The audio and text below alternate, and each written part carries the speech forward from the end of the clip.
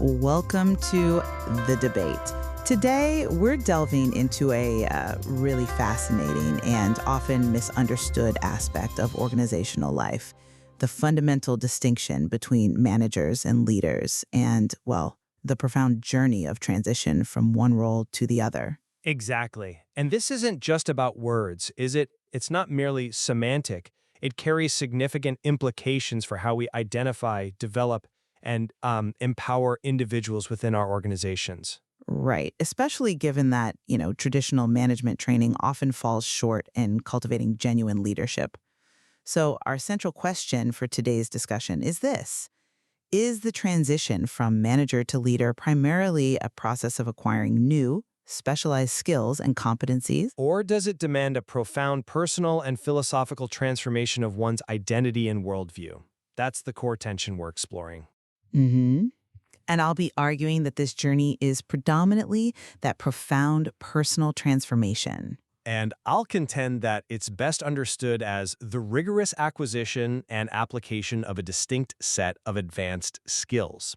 We'll be looking at this through five critical dimensions that the material reveals about this transition. Okay, so my perspective is that becoming a leader, it really requires a deep internal metamorphosis. It's not just about adding new tools to an existing managerial toolkit.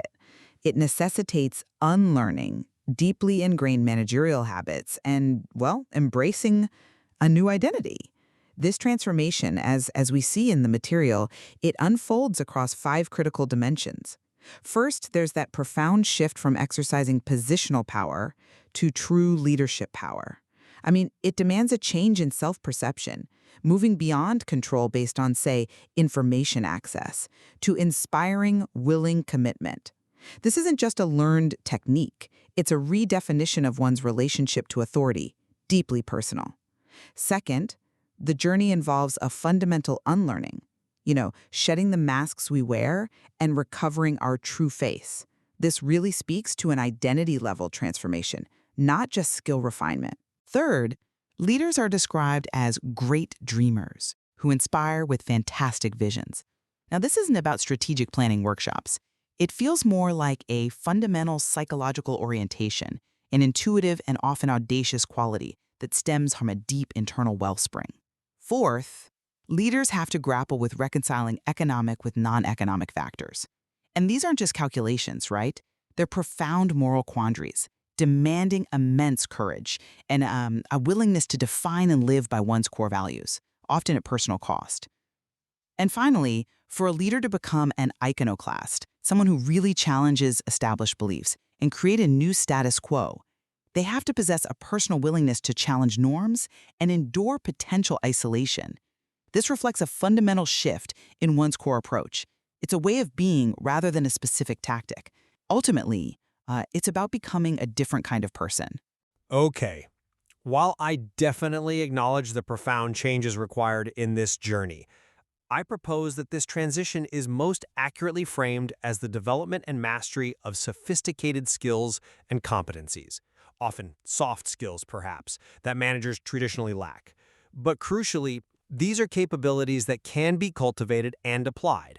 Each of the five dimensions you just mentioned, Advocate, can, I believe, be broken down into observable behaviors and teachable skills. Take, for instance, the ability to exercise leadership power through influence. This can be systematically learned and improved through focused training in, say, emotional intelligence, persuasive communication, various motivational techniques. It's about building a skill set, not undergoing some kind of personality transplant. The idea of unlearning, too, to my mind, is really about replacing ineffective habits with more adaptive ones. This involves skill refinement, like learning structured decision-making processes, rather than necessarily an existential crisis.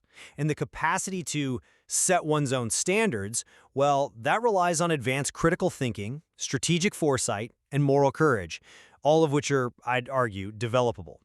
Even the aspect of dreaming can be approached as a cultivated skill in visionary thinking, strategic storytelling, and the art of inspiring commitment by articulating a compelling future. And navigating those complex dilemmas, that's about advanced decision-making, ethical reasoning, stakeholder analysis, Again, all skills that can be taught and refined. The very notion of leadership development as a separate activity, which is mentioned in the source material, implies a structured approach to skill building, not simply an internal metamorphosis. We're talking about evolving capabilities, not fundamentally altering one's core self. Okay, thank you, Bud, for those really insightful opening statements. You've laid out the core tension perfectly. Let's dive deeper into these dimensions now. We'll begin with that fundamental shift in how power is exercised, moving from positional authority to true influence. Advocate. You frame this as a deep personal change in self-perception and relationship to authority. Can you elaborate on why this isn't just a learned technique? Absolutely. When we talk about moving from positional power to genuine leadership power, it's about the very core of why people follow you.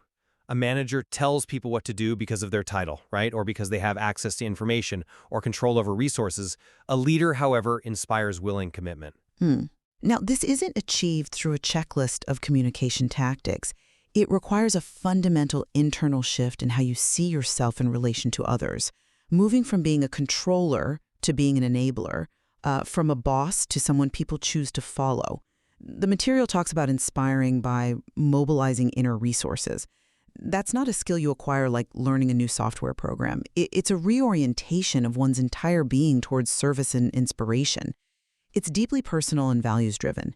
It's about earning trust and respect on a human level, which means being authentically transparent and maybe even vulnerable in ways a traditional manager might not be. I hear your emphasis on authenticity, I do, but to me, even that mobilizing inner resources can be deconstructed into a set of highly effective learnable skills. What is influence, after all? It's the ability to understand others' motivations, to communicate persuasively, build rapport, demonstrate empathy, and to articulate a compelling vision that resonates with their values. These are precisely the domains of emotional intelligence, advanced communication techniques, motivational psychology. We train people in these areas every day. But can you really train the core of it? Well, consider a leader who masters the art of active listening, for example, or who learns to frame challenges as opportunities for growth. These aren't identity transformations. These are refined interpersonal and cognitive skills. They are about how you interact, how you persuade, and how you inspire, which are all teachable. We're talking about developing a sophisticated toolkit for human engagement, not rewriting one's, psychological blueprint. But isn't the source of that persuasion different? I mean, a skilled manipulator might use those same communication techniques, but without the underlying authentic belief and that transformed self-perception, it's just a performance, isn't it? The material implies that this leadership power isn't about doing things to people, but about being a certain way that naturally draws commitment. It's about your internal compass aligning with your external actions. And that alignment surely requires deep self-reflection and often a dismantling of prior assumptions about power and control. It's about genuinely wanting to empower rather than just knowing the right words to say. This shift changes the entire dynamic of the relationship, making it collaborative rather than purely transactional. I agree that authenticity is key, absolutely. But I'd argue that the skills for authentic leadership can also be cultivated.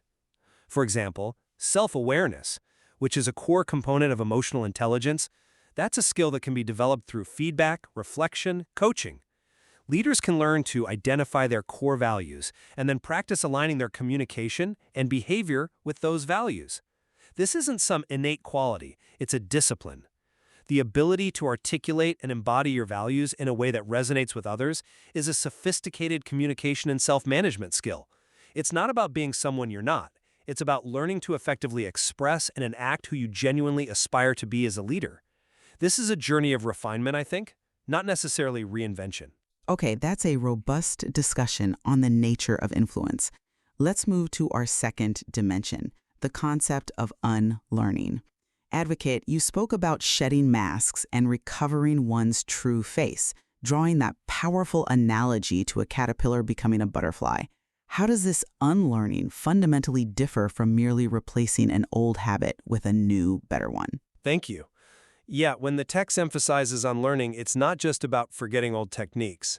It speaks of shedding the masks and recovering one's true face. That really suggests an identity-level transformation. This isn't just swapping out an old habit for a new one. It is akin to a caterpillar fundamentally changing into a butterfly, not just, refining its crawling technique.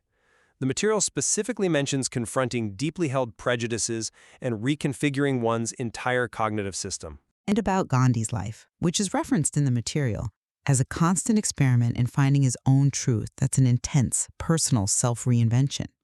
It's far more profound than skill refinement. It's an internal struggle to redefine oneself, to question one's fundamental assumptions about how the world works and how one should operate within it. This is about changing the very source code of who you are, not just updating an app. That's an interesting point, though. I would frame it differently. While the term unlearning sounds profound, it can be practically understood as identifying and replacing ineffective habits with more adaptive ones. For example, a manager might unlearn the bias for immediate action without reflection by acquiring and practicing, say, a structured decision-making process. The source mentions improving judgment in ambiguous situations. That's clearly about learning and refining cognitive skills, isn't it? Not necessarily an existential crisis or a total self-reinvention of identity. It's about upgrading one's operating system, to use an analogy, by installing more effective software, not changing the core hardware of who you fundamentally are. The skills for better judgment can be taught and practiced, leading to different behaviors and outcomes without requiring a complete identity shift. It's a process of continuous improvement, identifying what's no longer serving you and deliberately replacing it. But if it's just about replacing ineffective habits, then what about the emotional and psychological difficulty inherent in truly letting go of deeply ingrained ways of thinking and acting? The material speaks of prejudices and reconfiguring an entire cognitive system. This suggests a challenging, often painful process of confronting fundamental beliefs about oneself and one's role. It's not simply acquiring a new skill. It's dismantling an old self, which can be disorienting and, frankly, uncomfortable. To truly unlearn, you often have to confront the ego, the fear of the unknown, the comfort of the familiar. That requires profound personal courage and introspection, not just a training manual. Well, I agree it can be challenging, certainly. But the difficulty doesn't automatically make it an identity transformation. Many complex skills, like learning a new language or mastering a musical instrument, require confronting frustration, discomfort, perseverance. That's just part of the learning curve. Reconfiguring a cognitive system can be achieved through deliberate practice of new mental models, critical self-reflection exercises, exposure to diverse perspectives, all forms of skill development, I would argue. Even overcoming prejudices can be approached as a cognitive skill through training in bias detection, perspective taking, critical analysis of assumptions. It's about building a more flexible and adaptable mindset, which is a highly valuable and teachable set of capabilities. We've had a compelling exchange on unlearning. Let's now explore the third dimension, the nature of dreaming and vision. Advocate, you highlighted leaders as great dreamers with fantastic visions. Is this visionary capacity an innate trait, or is it something that can be cultivated? Well, the material strongly contrasts leaders as great dreamers with managers as realists, which indicates a fundamental psychological orientation. These fantastic visions, like Joan of Arc's call for a unified France, or Nehru's dream of an industrialized India, are often described as not easily comprehensible at the outset. This suggests an intuitive, almost prophetic quality that transcends learned strategic planning. Leaders are governed less by the practicality of their dreams and more by their sheer power to inspire. This kind of audacious vision, I think, stems from a deep internal wellspring. Perhaps an innate disposition, not something you learn in a workshop on strategic foresight. It's a core part of their being, often preceding any tangible plan. It's about having the courage to see beyond the immediate, the practical, and to articulate a future that others can barely imagine, but are somehow compelled to believe in. I'm sorry, but I don't quite buy that it's purely innate. While some individuals may possess a natural inclination for grand vision, the capacity to articulate compelling visions and inspire others is a skill that can absolutely be developed. It involves a deep understanding of organizational context, market dynamics, and crucially, mastery of communication and storytelling techniques. Leaders learn to translate abstract ideals into relatable and actionable narratives. But is the ideal itself learned? We'll look at the examples. Churchill selling hope and dreams during wartime, or Gandhi's Salt March creating a powerful symbol. These can be analyzed as highly skilled acts of rhetorical prowess and strategic mobilization, rather than purely innate traits. These are deliberate choices of communication and action designed to evoke emotion and commitment, honed through practice and experience. But is it truly just about articulation? The very source of these fantastic visions, it often seems to come from a place beyond rational analysis or market trends, doesn't it? It's a deep personal conviction that something entirely new is possible, often in the face of overwhelming skepticism. How do you teach someone to have that kind of audacious, world-changing dream?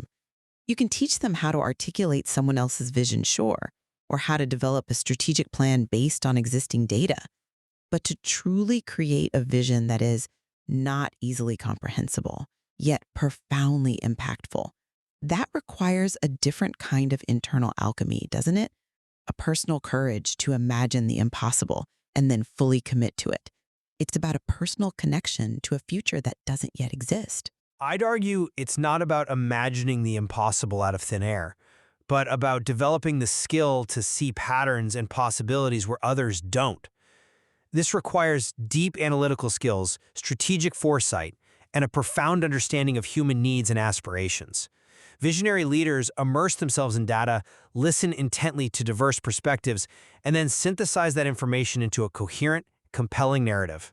They learn to identify emerging trends, challenge conventional wisdom, and then craft a story that inspires action. Consider someone like Steve Jobs. His vision wasn't some sudden, mystical revelation, but a continuous process of iterating, learning, and refining, coupled with an unparalleled ability to communicate the potential of those ideas. That's a highly sophisticated, cultivated capability. That's a compelling exchange on the origins and expression of vision. Let's now pivot to our fourth dimension: how leaders grapple with reconciling economic with non-economic factors. Advocate, you spoke about these as profound moral quandaries requiring immense courage and personal cost. Can you elaborate on why this goes beyond applying a simple ethical framework? Absolutely. The material highlights reconciling numerous dimensions and grappling with these kinds of dilemmas. Examples like Johnson & Johnson's decision to withdraw Tylenol, or the CEO of Bajaj Auto facing the painful decision of employee retirement. These are not merely economic calculations or applying a textbook ethical framework. They demand immense courage, deep empathy, and the willingness to make choices where right and wrong truly collide. This forces leaders to define and live by their core values at personal cost, knowing there might be significant financial or reputational repercussions. The Jean-Paul Sartre play, referenced in the material, perfectly illustrates these kinds of profound moral quandaries, where choices are agonizing, not easily quantifiable. These are moments that forge a leader's character and worldview, forcing them to confront who they truly are when faced with no easy answers. That's a compelling argument, Advocate. But have you considered that navigating complex ethical dilemmas and balancing competing demands like short-term profits versus long-term stakeholder well-being are, at their core, advanced decision-making skills? These skills can be honed through training in ethical reasoning, stakeholder analysis, and the development of emotional intelligence to understand and manage the human impact of decisions. Effective communication skills are also vital to transparently explain difficult choices. Look at Arvind Eye Hospitals, for instance. They serve the poor with a clear mission, yes, but their ability to do so efficiently and sustainably speaks to a highly skilled, values-driven operational model. They balance social impact with economic viability through deliberate, learned capabilities. The Tylenol withdrawal, while agonizing, I'm sure, ultimately involved a strategic assessment of long-term brand value over short-term profit, demonstrating skilled crisis management. I see why you emphasize the skills for decision-making, but for these truly right versus right dilemmas, the decision isn't just about what to do, is it? It's about who you choose to be. It's about personal integrity at a really gut level. When faced with the option of saving lives at a significant financial hit, like with Tylenol, or making painful job-impacting decisions for long-term viability, as with Bajaj Auto, the leader isn't just applying a framework, they are putting their very identity on the line. The material implies these moments are transformative precisely because they demand a leader to crystallize their deepest values, often under immense pressure. This isn't just about emotional intelligence, it's about the emotional courage to act on your convictions, which feels like a character trait forged through experience, not simply taught in a seminar. While courage is undoubtedly important, the ability to translate that courage into effective action requires specific skills. Ethical frameworks like utilitarianism or deontology provide structured ways to analyze these dilemmas. Stakeholder analysis teaches leaders how to systematically consider the impact of their decisions on various groups. And emotional intelligence helps them anticipate and manage reactions. These tools aren't about eliminating the difficulty of the choice, not at all, but about providing the intellectual and interpersonal tools to make the best possible choice under the circumstances, and then to lead through the consequences with transparency and integrity. Leaders don't just have values. They learn how to operationalize those values through skilled decision-making and communication, transforming abstract principles into concrete actions. Okay, our discussion on navigating dilemmas has been incredibly insightful. Now, let's turn to our fifth and final dimension, the leader's response to authority and rules, particularly this concept of the iconoclast. Advocate, you characterize leaders as fundamentally challenging the status quo, even to the point of creating chaos. Is this an inherent disposition or more of a strategic skill? Well, the text positions leaders as iconoclasts, people who fundamentally challenge existing rules and comfortable equilibria. It explicitly states they set their own standards, often at variance with prevailing and accepted views, and are not prisoners of orderliness.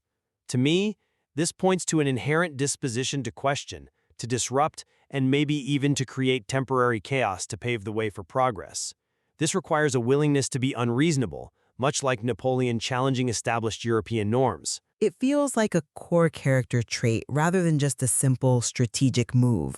It's a fundamental rejection of simply maintaining the status quo, an internal drive to innovate and redefine what is possible, often against strong resistance. This isn't just a calculated risk. It feels more like an imperative, driven by a personal vision. I come at it from a slightly different angle.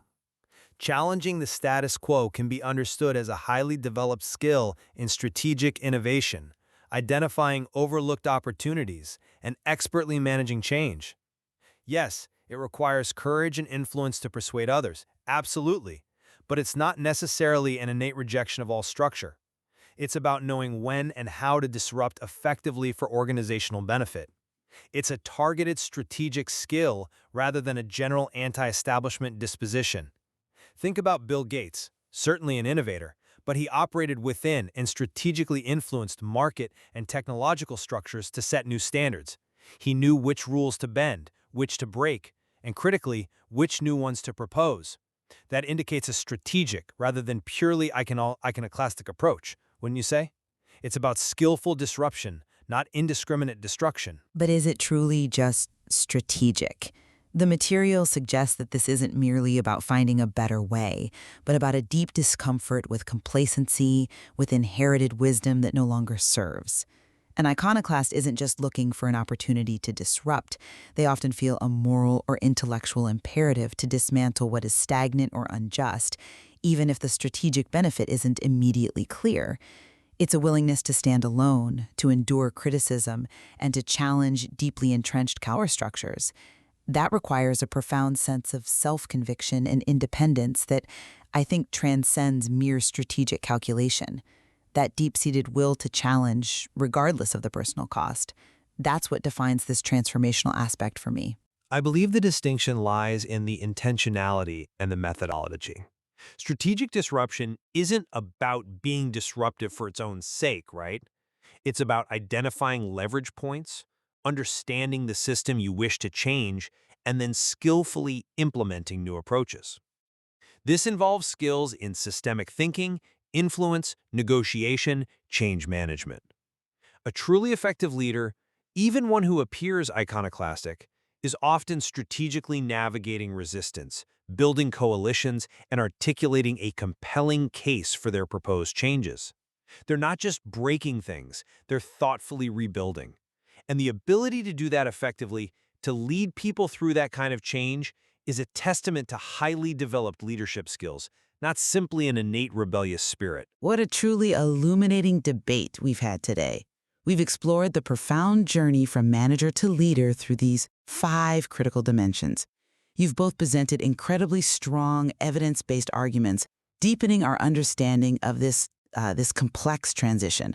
So to summarize my view, I maintain that while new behaviors are certainly observed, the most potent and enduring leadership ultimately stems from a profound internal shift.